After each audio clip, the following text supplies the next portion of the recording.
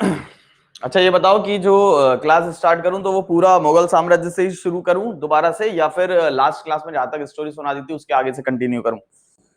ये लिख के बताओ।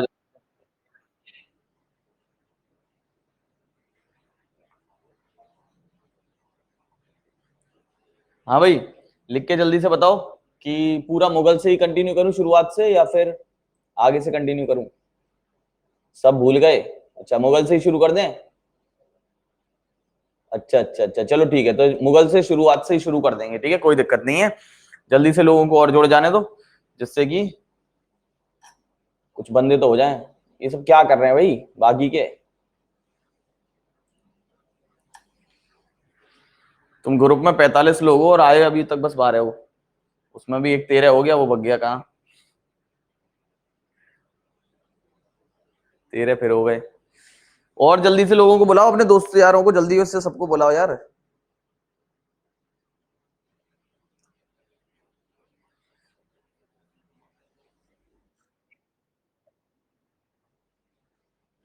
क्या चीज?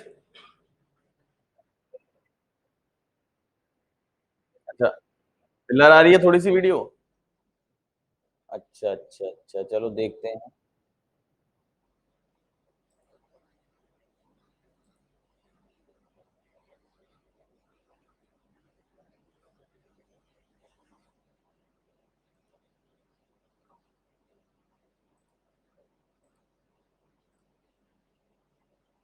अभी क्या हुआ स्क्रीन को? हाँ, अभी देखना क्वालिटी थोड़ा सुधरी।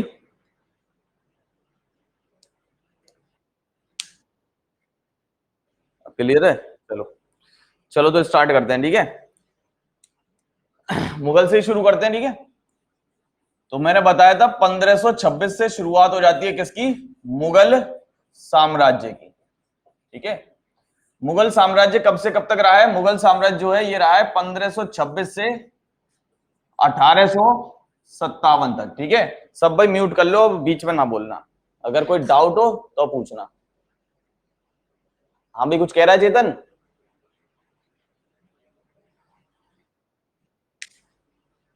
लिख के बता। असल में ये यहाँ पर डेस्कटॉप लगा हुआ है तो स्पीकर से आवाज आती है, वो मेरे को समझ में नहीं आती क्या हो रहा है। तो थोड़ा लिख के बताओ, क्या दिक्कत कोई?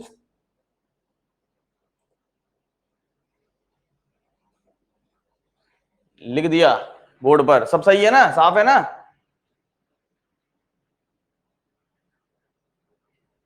ठीक है ठीक है ठीक है ठीक है ठीक है ठीक है। चलो तो स्टार्ट करते हैं। तो भाई मुगल साम्राज्य जो था, ये जो मुगल साम्राज्य कब से कब तक रहा है? 1526 से 1857 तक रहा है, ठीक है। लास्ट शासक था लोधी वंश का, जिसका नाम था इब्राहिम लोधी, ठीक है। लोधी वंश का अंतिम राजा कौन था? इब्राहिम लोधी, ठीक है। इस इब्राहिम लोधी पर 1526 में भारत पर आक्रमण कर दिया किसने? बाबर ने, ठीक है। कहां से आया था ये बाबर? ये आया था काबुल से, ठीक है। और इसका जन्म हुआ था फरगना में, ठीक है। काबुल से आया और इसने इब्राहिम लोधी पर आक्रमण कर दिया, और दोनों के बीच 1526 में एक लड़ाई हुई, पानीपत की प्रथम लड़ाई, ठीक है। पानीपत के कुल 3 युद्ध हुए हैं, धीरे धीरे करके आगे हम पढ़ते जाएंगे। पहली जो लड़ाई हुई वो 1526 में कौन सी हुई? पानीपत की प्रथम लड़ाई हुई, ठीक है। इस लड़ाई में क्या हुआ कि ये जो बाबर था, इसको यूज करना आता था तोप, ठीक है। तोप चलाना आता था, जो इसने सीख रखा था, जबकि इब्राहिम लोधी पर नहीं आता था। तो सबसे पहले भारत में जो तोपों का प्रयोग करना शुरू किया है वो किसने किया है? वो किया है बाबर ने। और तोपों का प्रयोग करके इसने आसानी से इब्राहिम लोधी को हरा दिया और भारत में नींव रख दी मुगल साम्राज्य की, जो रहा 1526 से 1857 तक, ठीक है। बाबर ने हर साल एक इंपॉर्टेंट युद्ध लड़ा है। ऐसा बोला जाता है कि जब इसने इब्राहिम लोधी को हरा दिया था, तो इसने खुशी में अपनी पूरी प्रजा में हर बंदे को एक एक चांदी का सिक्का दान में दिया था, जिस सिक्के का नाम था शाहरुखी, ठीक है। शाहरुख खान से याद रखना, शाहरुखी सिक्का सबको बांटा था। और इसी उदारता या दानवीरता के कारण इसको क्या कहा जाता है? कलंदर कहा जाता है, ठीक है। बाबर को और किस नाम से जाना जाता है? कलंदर कहा जाता है, ठीक है। जनरल वर्ड होता है मस्त कलंदर, उसी से कलंदर से याद रखो, ठीक है। अब इसने 1527 में एक और युद्ध लड़ा, क्योंकि मुस्लिम राजा को तो हरा दिया, एक हिंदू राजा इस समय और बचा था, जिसका नाम था राणा सांगा। तो 1527 में एक युद्ध लड़ा गया बाबर और राणा सांगा के बीच, जिस युद्ध का नाम था खानवा का युद्ध। और इस खानवा के युद्ध में इसने ये जो राजस्थान के क्षेत्र था वो राणा सांगा के अधीन था, इसको परास्त कर दिया। और इस युद्ध को जीतने के बाद बाबर ने एक उपाधि धारण की, गाजी की। ठीक है, गाजी का मतलब होता है जिसने विरोधियों को नाश किया हो। ठीक है, हिंदुओं का नाश करने वाला गाजी कहते हैं उसको। तो 1527 में इसने गाजी की उपाधि धारण की और इसी युद्ध में इसने अपनी सैनिकों का मनोबल बढ़ाने के लिए एक नारा दिया। कौन सा नारा दिया? जिहाद का नारा दिया। ठीक है, इसने कहा कि ये जो युद्ध है ये जिहाद का युद्ध है, यानी कि हम जो युद्ध लड़ रहे हैं ये इस्लाम के प्रचार के लिए लड़ रहे हैं। यदि आज आप हार गए तो अल्लाह हार जाएगा, अल्लाह आपको नरक में भेज देगा। इस तरीके से कुछ इसने बात कही। तो जिहाद का इसने नारा दिया। जिहाद मतलब होता है धर्म युद्ध। ठीक है, 1528 में इसने फिर एक युद्ध लड़ा जो था चंदेरी का युद्ध। ठीक है, और चंदेरी के युद्ध में इसने मेदिनी राय को हरा दिया, मेदिनी राय को परास्त कर दिया। फिर 1529 में इसने एक और युद्ध लड़ा जो कहलाता है घाघरा का युद्ध। ये क्रम से लगाने को आ जाते हैं। 1526 में पानीपत का प्रथम युद्ध, 1527 में खानवा का युद्ध, 1528 में चंदेरी और 1529 में घाघरा का युद्ध। और यहां पर जो लोधी वंश के राजा चल रहे थे, महमूद लोधी नाम का राजा था, इसको इसने क्या किया? परास्त कर दिया। ये चारों युद्ध क्रम से आ जाते हैं लगाने को। 1530 में बाबर की मृत्यु हो गई। ठीक है, 1530 में खुद मर गया, तो इसमें कोई इसने युद्ध नहीं लड़ा है। बाबर के बारे में खास बात यह है कि ये तुर्की भाषा में इसने अपनी एक आत्मकथा लिखी। वैसे जो दरबारी भाषा थी मुगलों की वो होती थी फारसी, लेकिन इसने तुर्की भाषा में, टर्किश लैंग्वेज में अपनी आत्मकथा लिखी, ऑटोबायोग्राफी लिखी, जिसका नाम है तुजुक ए बाबरी, या शॉर्ट में इसको बाबर नामा भी कहते हैं। तुजुक ए बाबरी या बाबर नामा। और इस बाबर नामा का आगे चलकर फारसी में अनुवाद करा दिया किसने? अकबर ने। और किसके द्वारा किया गया? अकबर के शासनकाल में हुआ। इसका एक नवरत्न था अब्दुल रहीम खान खाना, उसके द्वारा इसका फारसी में अनुवाद कराया गया। अनुवाद यानी ट्रांसलेशन। ठीक है, ट्रांसलेट करा दिया फारसी, पर्शियन लैंग्वेज में अकबर के समय में। किसने किया? अब्दुल रहीम खान खाना ने। ठीक है, अगर हम बात करें बाबर की, तो इसने आराम बाग की स्थापना की थी, जो कि कहां पर है? आगरा में। ठीक है, बाबर की बात की जाए तो बाबर ने एक युद्ध नीति का इस्तेमाल किया जिसको हम कहते हैं तुलगमा युद्ध नीति, तुलगमा वॉर पॉलिसी। और इस तुलगमा युद्ध नीति में इसने प्रयोग किया, क्या थी ये युद्ध नीति? ये युद्ध नीति इसने सीखी थी उज्बेकों से। जो उज्बेक राजा थे उनसे सीखी थी इन्होंने। उज्बेकिस्तान वर्तमान में पड़ता है। कोई बताएगा जरा कमेंट में लिख के राजधानी क्या उज्बेकिस्तान की? जल्दी से बताओ भाई, ज्योग्राफी तो पूरा खत्म हो चुका है। उज्बेकिस्तान की राजधानी क्या है? चैट में लिख के बताओ जल्दी।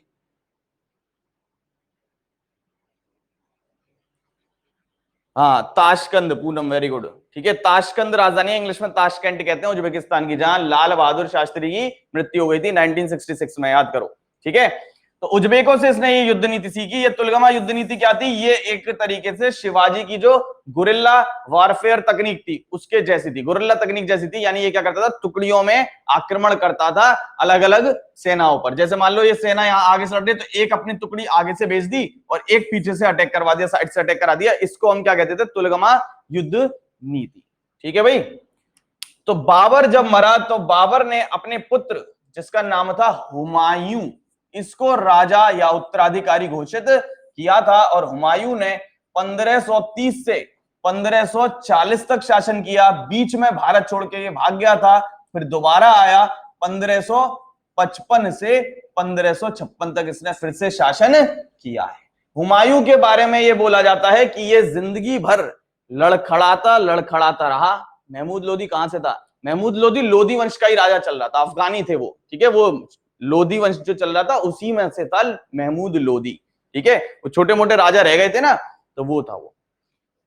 हुमायूं के बारे में ये बोला जाता है कि जिंदगी भर हुमायूं लड़खड़ाता लड़खड़ाता रहा है और लड़खड़ाता लड़खड़ाते ही मर गया है, क्योंकि अंत भी जो इसका हुआ है वो सीढ़ियों से गिरते लुढ़कते पुढ़कते ये मरा है। तो हुमायूं की अगर हम बात करें तो हुमायूं ने दिल्ली में, ये भी नेक व्यक्ति था, दीन पनाह किले की स्थापना करी। दीन पनाह का मतलब होता है जरूरतमंद, जो जरूरतमंद लोग थे उनके लिए इसने दीन पनाह नगर की स्थापना की। कहां पर? दिल्ली में। इस समय एक व्यक्ति था जो दिल्ली सल्तनत का या दिल्ली की गद्दी का ख्वाब देखता था, वो था शेर शाह सूरी। शेर खां उसका नाम था, लेकिन उसने बाद में अपना नाम शेर शाह कर लिया। उसने एक शेर को मारा था, जिस वजह से उसको शेर खां कहा जाता है। वास्तविक नाम उसका फरीद खां था। तो 1539 में हुमायूं और शेर खान के बीच एक युद्ध हुआ, जिस युद्ध को हम कहते हैं चौसा का युद्ध। और इस युद्ध में हुमायूं को शेर खान ने हरा दिया और हुमायूं अपनी जान बचा के भाग खड़ा हुआ। बोलते हैं कि इसकी जान बचा ली थी एक निजाम नाम का व्यक्ति था उसने, तो इसने, हुमायूं ने खुश होकर एक दिन के लिए राजा बनाया था निजाम को, ठीक है, जिसने चमड़े के सिक्के चलाए थे। तो इसी युद्ध को जीतने के बाद इस शेर खान ने शेर शाह की उपाधि धारण कर ली, तो शेर शाह सूरी नाम से जाने लग गया। फिर 1540 में दोबारा से दोनों के बीच में युद्ध हुआ। पिछली बार तो केवल बिहार को लेकर था, इस बार दिल्ली को लेकर था। और इस बार हुमायूं को दोबारा से शेर शाह सूरी ने परास्त कर दिया। और ये युद्ध कौन सा था? तो ये युद्ध था, या तो इसको कहते हैं कन्नौज का युद्ध, या फिर दूसरे नाम से जानते हैं बिलग्राम का युद्ध।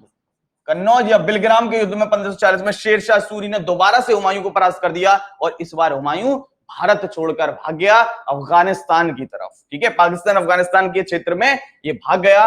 और 1540 से 1545 तक भारत में शासन किया किस व्यक्ति ने? शेर शाह सूरी ने, ठीक है, शेर शाह सूरी ने। शेर शाह सूरी शायद और भी शासन भारत पर कर सकता था, और शायद मुगल दोबारा से भारत पर नहीं भी आते, लेकिन 1545 में शेर शाह सूरी खुद ही मृत्यु को प्राप्त हो गया। एक तरीके से इसका सुसाइड हो गया। वो कैसे हो गया उसको अभी जानते हैं शेर शाह सूरी के बारे में, पहले हुमायूं को मार देते हैं। तो 1555 में हुमायूं दोबारा से भारत की गद्दी पे आने के लिए तैयार हो गया, और इसने एक युद्ध लड़ा, मच्छीवाड़ा का युद्ध, जो अफगानों के खिलाफ था, और एक और युद्ध लड़ा सरहिंद का युद्ध। और इसके बाद फाइनली ये दोबारा से दिल्ली की गद्दी पर बैठ गया, यानी दोबारा से मुगल साम्राज्य दिल्ली में आ गया। और एक ही साल ये शासन कर पाया था। 1556 में दीन पनाह जो नगर इसने बसाया था, वहां की लाइब्रेरी की सीढ़ियों से ये उतर रहा था, और सीढ़ियों से उतरते उतरते इसका पैर फिसल गया, और पुस्तकालय की सीढ़ियों से गिरकर ये हमेशा के लिए ऊपर निकल लिया, ठीक है। तो 1556 में इसकी हो जाती है समाप्ति। बात आती है शेर शाह सूरी की। इसके रिलेटेड कुछ इंपॉर्टेंट पॉइंट्स हैं, दो चार, उनको हमें याद रखना है। तो ये जो शेर शाह सूरी है, इसने 1540 से 1545 तक शासन किया है। मैंने आपको बताया था कि पहला जो वंश आया है, सर वॉइस ठीक नहीं है, वॉइस में भाई दिक्कत हो गई क्या? हेलो, क्लियर है? हो सकता है यार बीच में वो हल्का फुल्का वाइब्रेशन सा हो जाता है, टेंशन काहे ले रहे हो, थोड़ा बहुत झेल लो यार, ठीक है। और डबल आती है साउंड, दो बार सुन लोगे एक ही चीज, बढ़िया है, ठीक है। तो 1540 से 1545 तक इसने शासन किया है, ठीक है। शेर शाह सूरी का जो बचपन का नाम था या वास्तविक नाम था वो था फरीद खां, ठीक है। इससे रिलेटेड जो इंपॉर्टेंट क्वेश्चन आते हैं वो दो तीन आते हैं। पहला कि जो पाटलिपुत्र जगह थी, ठीक है, शहर था, जिसको हम आज सभी वर्तमान में पटना कहते हैं, ये नाम पाटलिपुत्र का पटना किसने किया है? शेर शाह सूरी ने किया है, ठीक है। पुष्पेंद्र कुमार 1556 में मरा, बाबर जो वो हुमायूं जो था, ठीक है, 1556 में मरा। 1555 में दोबारा आ गया था दिल्ली पर, और 1556 में मर गया, ठीक है। तो पाटलिपुत्र का नाम इसने क्या कर दिया? बदलकर पटना। और जब हम प्राचीन इतिहास पढ़ेंगे तो उसमें बताऊंगा कि ये जो पाटलिपुत्र नगर है ये बसाया था उदयन ने, ठीक है, एक हर्यक वंश का राजा था उदयन, उसने बसाया था, ठीक है, अजात शत्रु का बेटा। शेर शाह सूरी ने भारत में पहली बार रुपया नाम का सिक्का चलाया था, जो आगे चलकर हमारी मुद्रा बनी है, ठीक है। वर्तमान में जो हमारी मुद्रा रुपया है, तो उसका श्रेय किसको जाता है? शेर शाह सूरी को जाता है। इसके अलावा इसी शेर शाह सूरी ने क्या किया है? जीटी रोड की मरम्मत करवाई है। कभी कभी क्वेश्चन आ जाता है कि वर्तमान का कौन सा नेशनल हाईवे है जो जीटी रोड है। ये जब मैंने आपको ज्योग्राफी पढ़ाया था तो याद करो, बताया था, कोई बताया कमेंट में? जीटी रोड कौन कौन से हाईवे मिलाकर बनता है?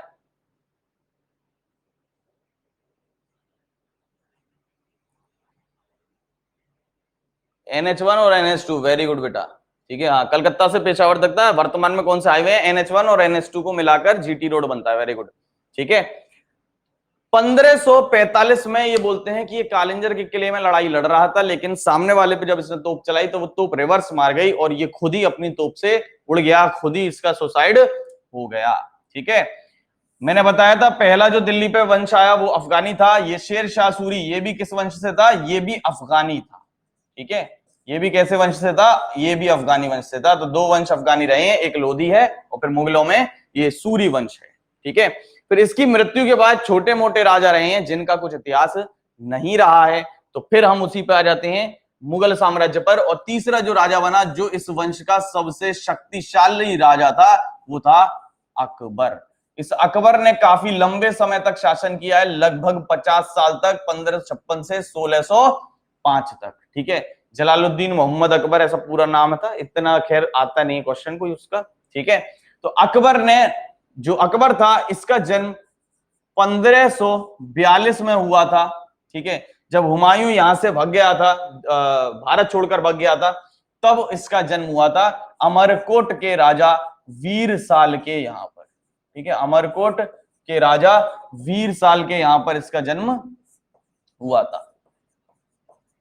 तो जब हुमायूं मरा 1556 में, तो मात्र अकबर कितने साल का था? 13 साल का था। तो 13 साल की उम्र में ये 1556 में क्या बन गया? राजा बन गया। और ऑब्वियसली 13 साल का था केवल, तो 13 साल में तो भाई कैसे शासन करेगा? तो ऐसी स्थिति में इसका एक संरक्षक था, एक प्रोटेक्टर था, जिसके संरक्षण में ये राजा बना था, यानी गद्दी पे ये बैठा था, लेकिन वो इसकी तरफ से युद्ध लड़ता था, जिसका नाम था बैरम खां। ठीक है, इस बैरम खान ने अकबर के बिहाफ में, यानी अकबर की तरफ से 1556 में पानीपत का द्वितीय युद्ध लड़ा। किसके साथ? अंतिम हिंदू राजा था हेमचंद्र या हेमू के साथ। ठीक है, तो क्वेश्चन आता है दिल्ली में अंतिम हिंदू राजा कौन रहा है? तो वो हेमू या हेमचंद्र रहा है। और पानीपत का द्वितीय युद्ध पूछता है किस किस के बीच में हुआ, सेकंड बैटल ऑफ पानीपत। तो आपको ऑप्शन में अकबर और हेमू मिलेगा। ठीक है, क्योंकि राजा के नाम से होता है। जैसे फॉर एग्जांपल आज कोई स्कीम आती है तो हम क्या कहते हैं? नरेंद्र मोदी जी के द्वारा लाई गई है ना, प्रधानमंत्री के द्वारा लाई गई है। लाते वो थोड़ी ना है, पीछे तो भाई फॉर्मुलेशन तो किसी और लोगों का रहता है। तो वही चीज है, नाम जो राजा होता है उसी के ऊपर चलता है। ठीक है, अब हुआ क्या? 1556 से 1560 तक, इन 4-5 सालों में बैरम खां का वर्चस्व बहुत ज्यादा बढ़ने लग गया। ठीक है, इसकी जो वैल्यू थी वो बहुत ज्यादा बढ़ने लग गई। और जब वैल्यू बढ़ने लग गई तो अकबर को डर लगने लग गया कि कहीं ऐसा ना हो कि मैं नाम के लिए ही राजा रह जाऊं और आगे जल्दी ही ये मुझे मार के या गद्दी से हटा के खुद राजा बन जाए। तो अकबर ने इसको आदेश दे दिया 1560 में कि जाओ तुम हज पर चले जाओ। तो ये हज पर चला गया बैरम खां और हज पर ही इसकी मृत्यु बीच में हो गई है। तो 1560 से 1562 इन 2 सालों के लिए ये बोला जाता है कि जो अकबर की दाइमा थी, जिसका नाम था माहम अनगा, इंपॉर्टेंट नाम है, याद रखना, माहम अनगा, इसका वर्चस्व इन 2 सालों में रहा है। यानी नाम के लिए तो अकबर ही राजा रहा, लेकिन बातें इसकी मानी जाती थी और इसीलिए इन वर्षों को इतिहास में कहा गया है पेटी कोट सरकार। महिलाओं का वर्चस्व रहा है, इसलिए क्या कहते हैं? पेटीकोट सरकार कहते हैं। ठीक है, दिल पे लेने की बात नहीं है, ऐसा इतिहासकारों ने लिखा, मैंने नाम नहीं दिया है। ठीक है, चल तो आगे चलते हैं। तो अकबर फिर जब 1562 में 18 साल से ऊपर हो गया, वयस्क हो गया, तब इसने होश संभाला। और होश संभालने के बाद यही पहला मुगल राजा था जिसने दक्षिण भारत पर भी आक्रमण करना शुरू किया, यानी दक्षिण भारत को भी अपने अधीन करने की कोशिश की। क्योंकि अभी तक जो बाबर और हुमायूं थे उनका यह था कि पहले स्थापित तो हम ठीक से हो जाएं, और जब स्थापित एक जगह हो जाते हैं तब आप फैलने की बात करते हैं। ठीक है, तो दक्षिण भारत पर पहली बार किसी मुगल राजा ने आक्रमण किया है तो वो कौन था? तो वो था अकबर। ठीक है, अकबर के बारे में बोला जाता है कि ये निरक्षर था। निरक्षर यानी अनपढ़ राजा रहा है। ठीक है, ऐसा राजा जो अनपढ़ था वो है अकबर, अंगूठा छाप था ये। ठीक है, लेकिन फिर भी आप देखते हैं कि भाई ये इतिहास में 3 ऐसे राजाओं में से एक है। हाँ भाई, मयंक कुछ कह रहा है क्या? हाँ बता।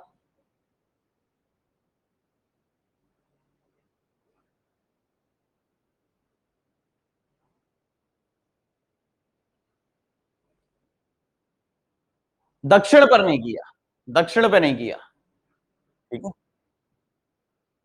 नहीं किसी राजा ने नहीं किया। ठीक है, वो पहले उत्तर उत्तर की सीमा को अपने अधीन करना चाहते थे।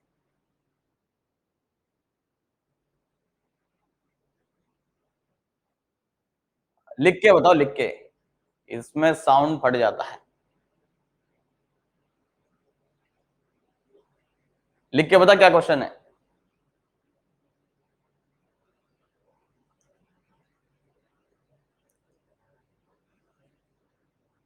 किसी और डायनेस्टी के राजा ने नहीं किया।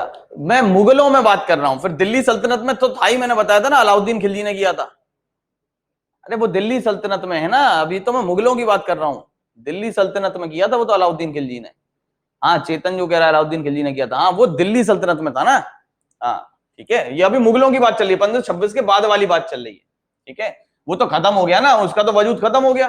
ठीक है, मान लो तुम्हारा घर था, वो तुमने बेच दिया, अब कोई नया आया ना, तो अब कहानी वहां से शुरू होती है, नए में उसने क्या किया, घर में परिवर्तन है ना, वो चीज है। चलो, तो ये निरक्षरता, अनपढ़ता। ठीक है, लेकिन इसके बारे में ये बोला जाता है कि ये सभी धर्मों के प्रति धर्म सहिष्णु था, यानी टॉलरेंट था। तो ये क्या किया इसने, इसने एक तो एक अलग से नगर बसाया और इसी को अपनी राजधानी बनाया, फतेहपुर सीकरी। ठीक है, आगरा से शायद कुछ किलोमीटर दूर ये पड़ता है फतेहपुर सीकरी। इस फतेहपुर सीकरी में बहुत सारी इमारतें जितनी भी लगभग बनवाई हैं, पूरा फतेहपुर सीकरी जो जाना जाता है वो अकबर की वजह से ही जाना जाता है। इस फतेहपुर सीकरी में इसने इबादत खाना की स्थापना कराई, और इबादत खाना जैसा कि नाम है, इबादत यानी कि पूजा पाठ के लिए, तो इसमें सभी धर्मों के जो विद्वान थे वो शरीक होते थे, सभी धर्म के विद्वान आते थे और उनकी ये बातें सुनता था, किस धर्म में क्या अच्छी बातें हैं, तो उन्हीं को सुन सुन के इसने क्या किया, एक अलग से अपना धर्म निकाल दिया जिसका नाम था दीन ए इलाही। और इस धर्म को सभी मुस्लिम्स ने तो अपनाया, लेकिन हिंदुओं में इस धर्म को केवल एक ही व्यक्ति ने अपनाया, जो इसका चेला था, जिसको हम कहते हैं बीरबल, और जिसका वास्तविक नाम था महेश दास। तो बीरबल इकलौता ऐसा व्यक्ति था जिसने हिंदुओं में इस धर्म को अपनाया था, क्योंकि हिंदुओं ने अपनाया नहीं तो ये धर्म क्या हो गया, ये धर्म हो गया फेल। ठीक है, तो दीन ए इलाही धर्म किसने चलाया, अकबर ने चलाया था। ठीक है, जब ये गुजरात जीता अकबर, तो गुजरात जीतने के बाद इसने फतेहपुर सीकरी का एक दरवाजा बनवा दिया, जो हम कहलाते हैं किस नाम से, बुलंद दरवाजा। तो बुलंद दरवाजा एज अ सिंबल है किसका, विजय का, विक्ट्री का सिंबल है बुलंद दरवाजा, जो कहां पर है, फतेहपुर सीकरी में। किस विजय के बाद इसने बनवाया, गुजरात को जीतने के बाद बनवाया। ठीक है, अकबर की अगर हम बात करें तो अकबर ने स्वयं को एक न्याय प्रिय शासक माना है, यानी अकबर ने एक उपाधि धारण की, इमाम ए आदिल की, यानी कि ऐसा राजा जो न्याय करता है वो बिना भेदभाव के करता है, विदाउट डिस्क्रिमिनेशन न्याय करने वाला। ठीक है, अकबर जो था इसने एक नई प्रथा की शुरुआत की, जिस पर क्वेश्चन आता ही है, अगर अकबर की बात आती है तो ये बात जरूर आएगी, वो है मनसबदारी प्रथा। ठीक है, मनसबदारी प्रथा क्या थी, इसने क्या किया, क्योंकि खुद निरक्षर था तो भाई ऐसे ऐसे नाम कैसे याद रखेगा, जैसे मैंने आपको विभाग बताए थे, अजीब अजीब से नाम थे, आरिज मुमालिक, मुंसिफ मुमालिक, ठीक है, अमीर आखूर, ऐसे नाम कैसे याद रखेगा। तो इसने क्या किया, ये 5, 10, 15 ऐसी वैल्यू याद करना आसान है बताना कि भाई 15 बड़ा है 10 छोटा है।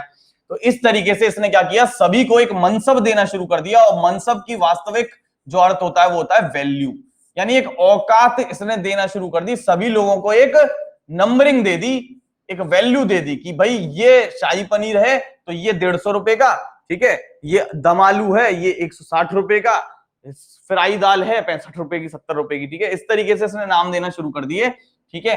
तो मनसबदारी जो प्रथा थी वो अकबर ने सीखी किन लोगों से थी? मंगोलों से सीखी थी, ठीक है। मंगोलों से सीखकर इसने इसको लागू किया। ये क्या करता था, जितने भी अपने अधिकारी होते थे उनको एक वैल्यू दे देता था कि भाई आपका मनसब 5,000 का है, किसी का 6,000 का है। वो डिपेंड करता था कि आपके पास कितने सैनिक हैं, कितने घोड़े हैं, इन सब के अकॉर्डिंग आपको एक वैल्यू दे देता था, जिससे कि अकबर को पता रहता था कि भाई ये इंपॉर्टेंट व्यक्ति है, ये कभी भी घर पे आएगा तो इसको भाई शाही पनीर खिलाना है, ठीक है, चिकन फ्राई खिलाना है। लेकिन बाकी कोई आएगा जो कम वाला है, मान लो 500 वाला है, तो उसको भाई ऐसे ही लौकी तोरई टिंडे खिला के भगा सकते हैं, ठीक है।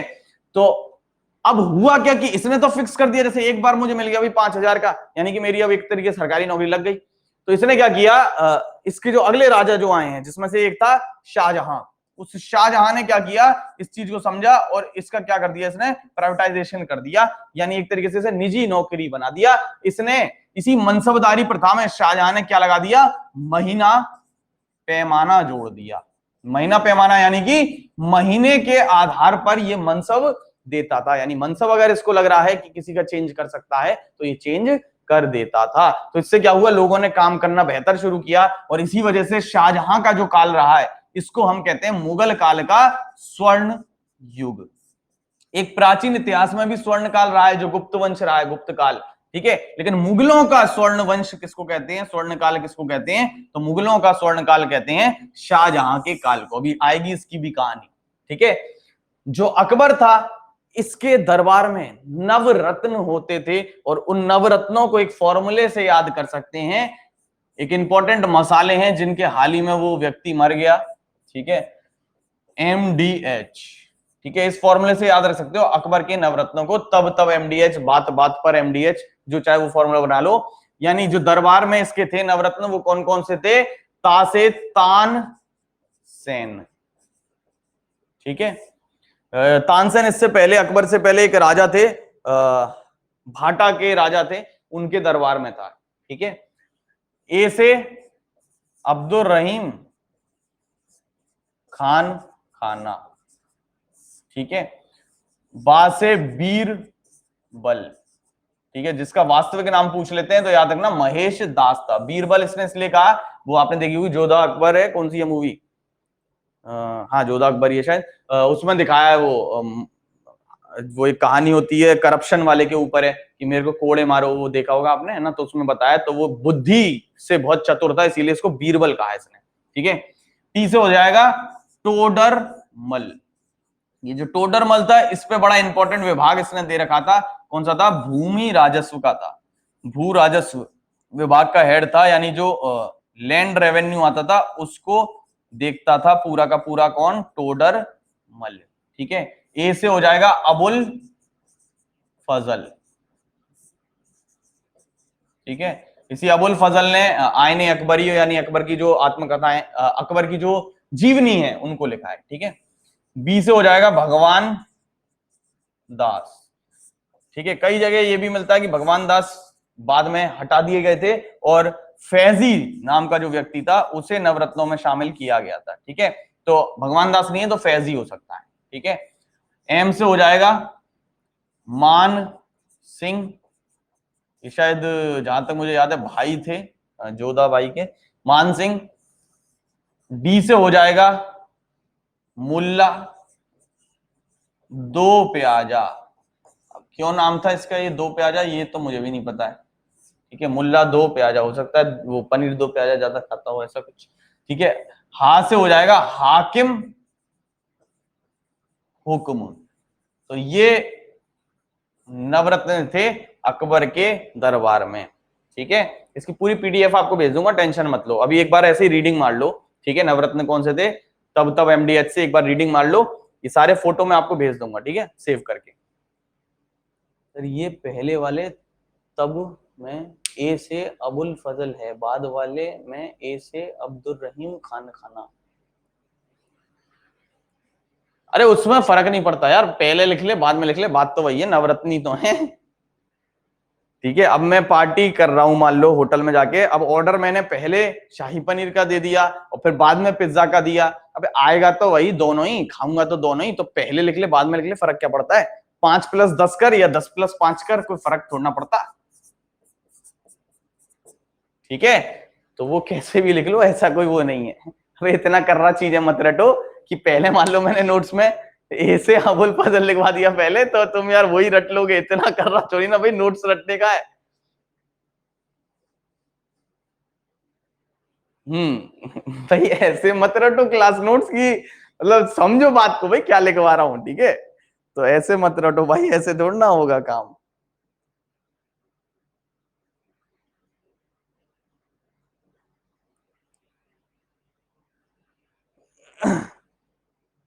चलो भैया बड़े आगे। चलो, फिर ये जो अकबर था, इसने एक शुरुआत कर दी थी किसकी?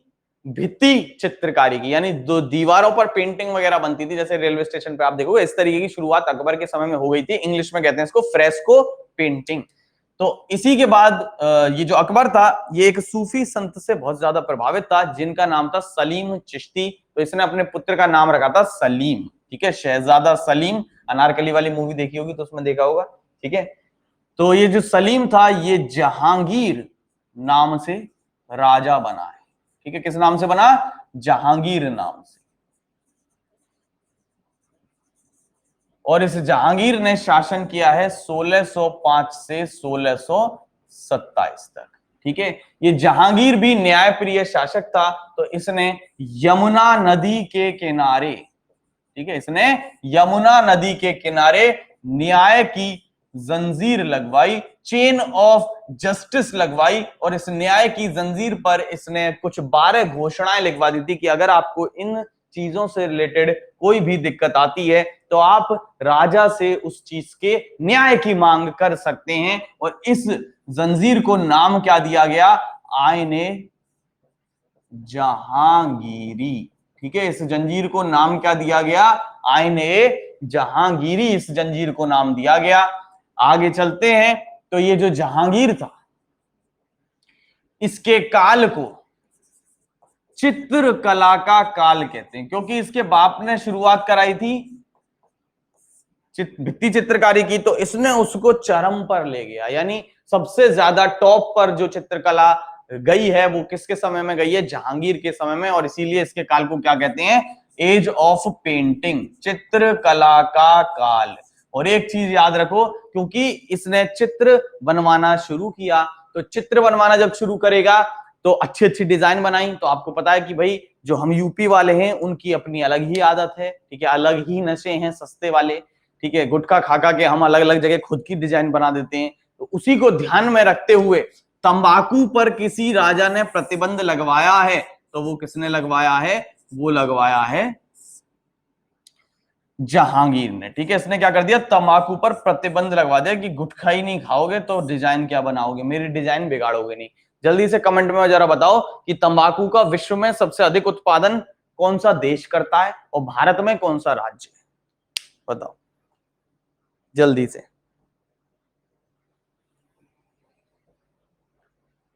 भारत में राज्य हो गया वंश, बिल्कुल सही, आंध्र प्रदेश। और विश्व में कौन सा देश है जो तंबाकू का सबसे ज्यादा उत्पादन करता है? China, Poonam, very good.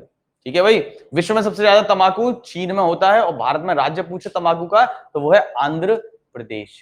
ठीक है, चलो, तंबाकू पर प्रतिबंध लगवा दिया। ये बोला जाता है ये जो जहांगीर था ये अपनी वाइफ का बहुत ज्यादा दीवाना था, जिसका नाम था नूर जहां। इसका वास्तविक नाम पूछ लेते हैं, तो नूर जहां का वास्तविक नाम था मेहरून निसा। ये जो मेहरून निसा थी, इसका ये बहुत ज्यादा दीवाना था। इस कदर दीवाना था कि दोनों साथ में बैठकर झरोखा दर्शन दिया करते थे जनता को। झरोखा दर्शन क्या था? जैसे समझ रहे होगे, एक पर्दा सा लगा के वो उसके पीछे राजा बैठ जाता था और जनता ऐसे धीरे धीरे जाएगी और दर्शन करते हुए राजा और रानी के निकल जाएगी। यानी कि एक तरीके से ये जो झरोखा दर्शन था, इसका मतलब ये था कि अपनी एक इमेज देवता समान ये प्रस्तुत, ईश्वर समान प्रस्तुत करना चाहते थे। ठीक है, तो झरोखा दर्शन में भी ये साथ देती थी। इसके अलावा जहांगीर ने इसको इस कदर अपने बराबर का दर्जा एक तरीके से दिया कि मान लीजिए कोई भी फरमान है वो जहांगीर के मोहर के साथ साथ उस पर मोहर नूर जहां की भी लगती थी, मेहरून निसा की भी लगती थी। यानी मान लो कि जहांगीर लोकसभा है तो ये राज्य सभा थी। ठीक है, जब तक दोनों की मोहर नहीं लगेगी कोई फरमान पारित नहीं होगा। इसी मेहरून निसा की मां थी जिसका नाम था असमत बेगम। ठीक है, क्या नाम था? असमत बेगम। और इन्हीं असमत बेगम ने क्या किया? इत्र का आविष्कार किया है। ठीक है, तो वो जो गुलाबो इत्र गिरा दो गाना है उनकी श्रेय इन्हीं को जाता है, क्योंकि इत्र नहीं बनता तो वो गाना भी नहीं बनता।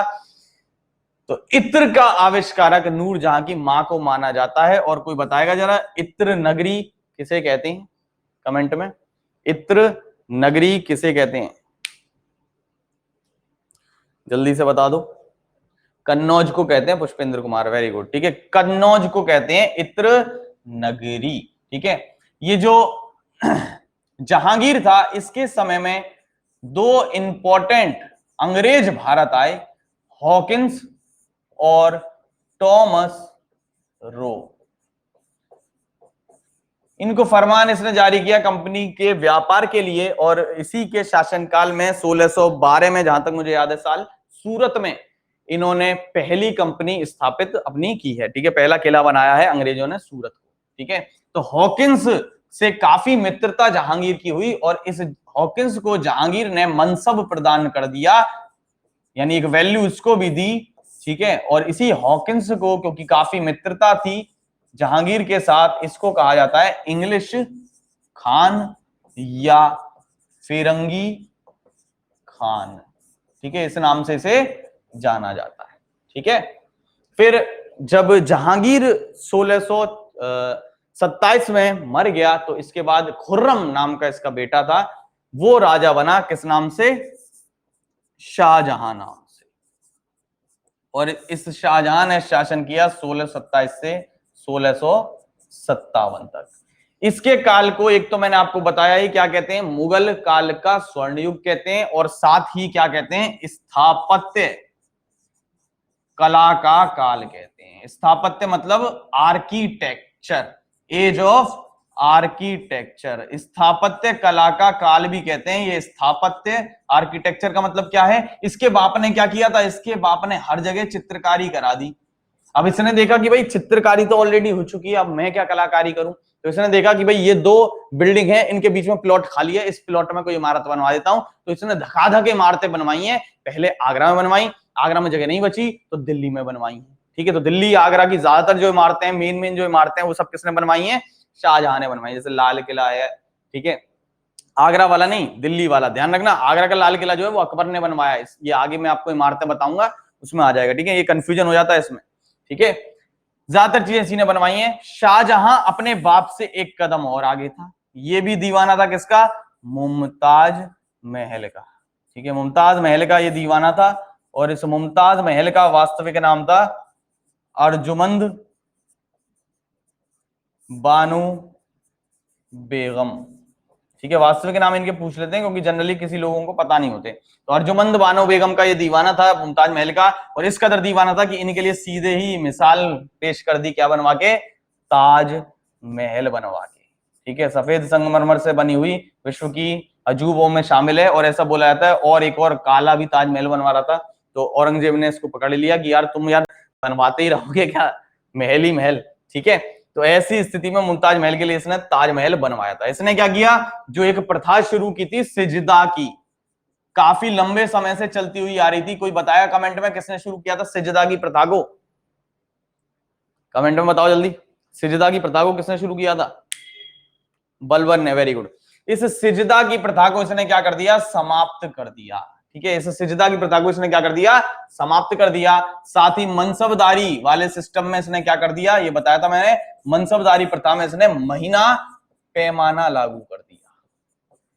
ठीक है, तो इसके काल में काफी विस्तार हुआ है मुगल साम्राज्य का। लेकिन इसका जो बड़ा पुत्र था जिसका नाम था दारा शिको, ये काफी विद्वान व्यक्ति था। और जो विद्वान होता है वो लड़ाई वगैरह में थोड़ा सा कम ध्यान देता है। ठीक है, तो विद्वान की वजह से हुआ क्या?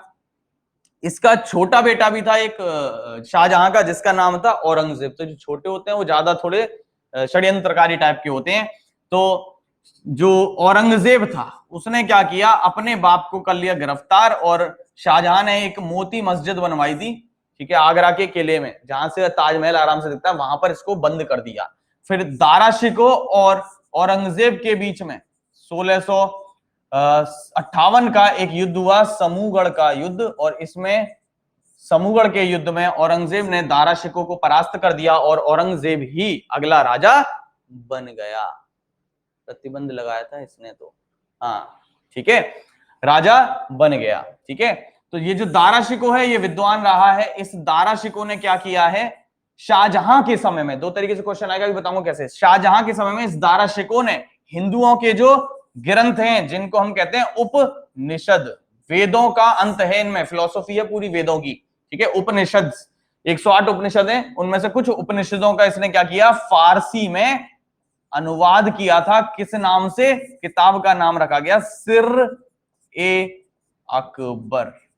ठीक है, तो क्वेश्चन आता है कि हिंदुओं के जो ग्रंथ हैं उपनिषद, उनका फारसी में अनुवाद किसके समय में हुआ था, तो समय पूछेगा तो शाहजहां, किसने किया था, किसने किया था पूछेगा तो वो क्या हो जाएगा, वो हो जाएगा दारा शिकोह। क्लियर, तो अगला जो राजा बना है वो कौन बना है, वो बना है औरंगजेब। औरंगजेब के बारे में आपने वही पढ़ रखा होगा, हिंदू विरोधी, कट्टर इस्लामी, हिंदुओं को मारा, मस्जिद मंदिर तोड़ दिए है ना, ये सारी चीजें आपने पढ़ रखी होंगी। इसने सबसे लंबा शासन किया है 1657 से 1707 तक। ठीक है, इस वंश में सबसे लंबा राजा ये रहा है। औरंगजेब की अगर हम बात करें तो औरंगजेब के बारे में यही मिलता है कि ये कट्टर इस्लामी था, बिल्कुल एक संप्रदाय को फॉलो करता था ये, जिसका नाम था नक्शबंदी संप्रदाय। जैसे मैंने आपको बताया था कई सारे संप्रदाय मुसलमानों में रहे हैं, जिसमें पहला था चिश्ती, जो मोइनुद्दीन चिश्ती ने स्थापित किया था। ऐसे ही एक नक्शबंदी संप्रदाय था, उसको फॉलो करता था। और ये नक्शबंदी संप्रदाय बिल्कुल शरिया कानून को मानता था, यानी जो भी इस्लाम विरोधी चीजें थी उनको त्याग दिया था इसने, तो इसीलिए इसने कई सारी इस्लाम विरोधी चीजों पर प्रतिबंध लगाया था। तो नक्शबंदी याद कैसे रखना है, नक्शे ज्यादा होंगे, ठीक है, तो वही नक्शबंदी संप्रदाय। ठीक है, औरंगजेब के बारे में ये कहा जाता है कि इसने कई सारे हिंदू मंदिरों को तोड़वाया, लेकिन इसके पीछे रीजन ये बताया जाता है कि हिंदू जो मंदिर होते थे उसमें डाकू अपना धन चोरी किया हुआ छुपा देते थे, इस वजह से इसने मंदिरों को तोड़वा दिया था। तो इतिहास में दो राय हैं, जैसे आप एक चीज को देखते हैं तो उसको पॉजिटिव वे में भी देख सकते हैं, नेगेटिव वे में भी देख सकते हैं, तो ऐसे इतिहासकार भी बटे हुए मतों में। ठीक है, इसीलिए ऐसे क्वेश्चन पेपर में खैर आते नहीं है। तो ये जो औरंगजेब था इसके जस्ट एक विपरीत बात मिलती है पेपर में, जो अक्सर हम गलत कराते हैं। क्यों, क्योंकि हमारे दिमाग में किसी और का नाम बैठा होता है, किसी और का, किसका, गर्लफ्रेंड का नहीं या बॉयफ्रेंड का नहीं, किसी और का। अभी बताता हूं किसका। तो देखो जनरली क्वेश्चन अगर आता है कि भाई सबसे ज्यादा हिंदू अधिकारी किसके समय में रहे होंगे, तो दिमाग में फौरन बत्ती जलती है, हिंदू अधिकारी सबसे ज्यादा जोधाबाई और शादी वादी की किसने, अकबर ने की, अकबर होना चाहिए। नहीं, सबसे ज्यादा हिंदू अधिकारी किसी के समय में रहे हैं तो वो किसके समय में रहे हैं, औरंगजेब के समय में रहे हैं। जस्ट इसके उल्टा आंसर मिला कि नहीं मिला, क्योंकि हम कहते हैं कि ये भाई कट्टर हिंदू विरोधी था ये सब। ठीक है, इसने क्या किया, ये इकलौता ऐसा राजा था क्योंकि प्रॉपर कानून को फॉलो करता था।